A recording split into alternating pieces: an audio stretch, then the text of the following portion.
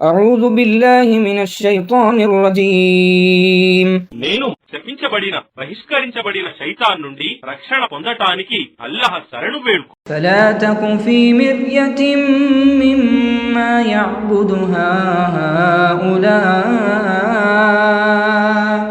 ما يعبدون إلا كما يعبد آباؤهم من قبل وإنا لموفوهم نصيبهم غير منكوس.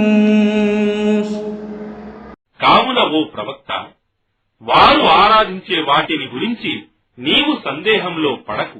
పూర్వం నుండి వారి తాత ముత్తాతలు ఆరాధించినట్లుగానే వారు కూడా అంధులై ఆరాధిస్తున్నారు. మరియు మేము నిశ్చయంగా వారి భాగపు శిక్షను ఏమాత్రం తగ్గించకుండా వారికి పూర్తిగా నొసంగుతాము.